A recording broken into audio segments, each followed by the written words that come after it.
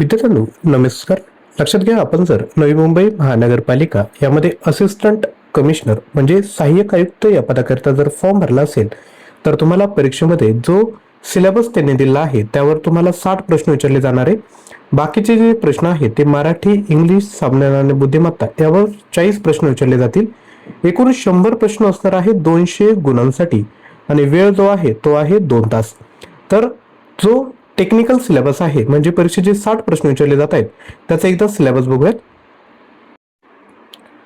तर आता जो हा सिलेबस आहे यामधील आपण महत्त्वपूर्ण टॉपिक बघतोय. आज यामध्ये आपण प्रश्न बघणार आहोत. व्हिडिओ काळजीपूर्वक बघा आणि लक्षात घ्या, जर तुम्हाला टेक्निकलसाठी मटेरियल हवं असेल तर आपण 2500+ प्रश्न MCQ नोट्स आणि ऑनलाईन टेस्ट तयार केले आहेत. याची जी प्राइस आहे ती आहे 499 फक्त पहिल्या 100 विद्यार्थ्यांसाठी. त्यानंतर याची प्राइस 999 असणार आहेत. जर आपण परीक्षेची तयारी करू इच्छित असाल तर हा कोर्स नक्की परचेस करा. याकरता ॲप्लिकेशन डाउनलोड करावं लागेल. त्याची लिंक डिस्क्रिप्शन बॉक्समध्ये दिली. अधिकच्या माहितीसाठी तुम्ही 93 56 25 60 34 यावर देखील व्हॉट्सअप करू शकता. तसेच जो नॉन टेक्निकल पोर्शन आहे त्याकरिता 19,000 प्रश्न 300+ ऑनलाईन टेस्ट आपण तयार केले आहेत. याची जी प्राइस आहे ती आहे 499. यामध्ये तुम्हाला प्रश्न, PDF फाईल, ऑनलाईन टेस्ट सर्वच तुम्हाला मिळणार आहेत. हा जो कोर्स आहे तो तुम्ही बाकीही एक्झामसाठी नक्की यूज करू शकता. तर जेही विद्यार्थी इंटरेस्टेड असतील त्यांनी ॲप्लिकेशन डाउनलोड करून कोर्स लगेचच परचेस करायचा आहे.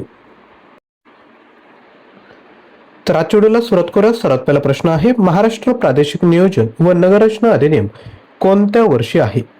1956, 1966, 1976 की 1986? तर नावातच दिलाय. याचं जे योग्य उत्तर आहे ते आहे ऑप्शन क्रमांक बी 1966. पुढील प्रश्न, संक्षिप्त नाव व व्याप्ती प्रारंभ कोणत्या प्रकरणात आहे? 1, 2, 3 की 4? विद्यार्थ्यांनो आपण मॉक सराव देखील करू शकता. प्रश्न विचारल्यानंतर प्रत्येक प्रश्नाचं उत्तर आपण खाली कमेंट करायचं आहे. तर याचं जे योग्य उत्तर आहे ते आहे ऑप्शन क्रमांक ए प्रकरण 1 मध्ये आहे. यानंतर पुढील प्रश्न, व्याख्या कोणत्या कलमात दिलेल्या आहेत? 1, 2, 3 की 4? तर याचं जे योग्य उत्तर आहे ते आहे ऑप्शन बी कलम 2 मध्ये व्याख्या दिलेली आहे. पुढील प्रश्न, प्रदेश निश्चित करणे कोणत्या प्रकरणात येतो? 1, 2, 3 की 4? तर याचं जे योग्य उत्तर आहे ते आहे ऑप्शन बी प्रकरण 2 मध्ये येतो. यानंतर पुढील प्रश्न, प्रादेशिक नियोजन मंडळ कोण स्थापन करते? केंद्र सरकार, राज्य शासन, ग्रामपंचायत की न्यायालय? तर प्रादेशिक नियोजन मंडळ कोण स्थापन करते? योग्य उत्तर आहे ऑप्शन बी राज्य शासन. पुढील प्रश्न, मंडळाच्या सदस्यांचा पदावधी कोण ठरवतो? नागरिक, राज्य शासन, न्यायालय की पोलीस? तर मंडळाच्या सदस्यांचा पदावधी कोण ठरवतो? योग्य उत्तर आहे ऑप्शन बी राज्य शासन. यानंतर पुढील प्रश्न, सदस्यांचा राजीनामा कोण स्वीकारतो? जे सदस्य असतात या कलमानुसार त्यांचा राजीनामा कोण स्वीकारतो? तर योग्य उत्तर आहे ऑप्शन बी राज्य शासन. पुढील प्रश्न, मंडळाचे अधिकार व कर्तव्य कोणत्या कलमात आहेत? 6, 7, 8 की 9? तर लक्षात घ्या, मंडळाचे अधिकार व कर्तव्य हे ऑप्शन सी 8 कलमामध्ये आहेत, म्हणजे कलम 8. पुढील प्रश्न, प्रादेशिक मंडळाच्या बैठका कोण घेतात? पोलीस, मंडळ, न्यायालय की शिक्षक? आणि लक्षात घ्या विद्यार्थी मित्रांनो, 5 जागांसाठी ही भरती आहे. परंतु महत्वाचं काय, जर तुम्ही सिलेक्ट झालात तर सहाय्यक कमिशनर गट ब मध्ये तुम्ही सिलेक्ट होणार. त्यामुळे एक मार्क खूप महत्वाचा आहे.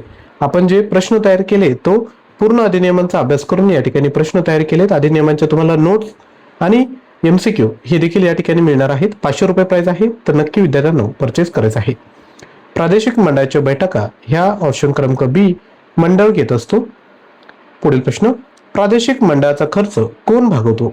नागरिक, राज्य शासन, न्यायालय की पोलीस? तर प्रादेशिक मंडळाचा खर्च हा ऑप्शन बी राज्य शासन भागवतो. पुढील प्रश्न, प्रादेशिक योजना तयार करण्याची जबाबदारी कोणाची आहे? न्यायालय, मंडळ, शिक्षक की पोलीस?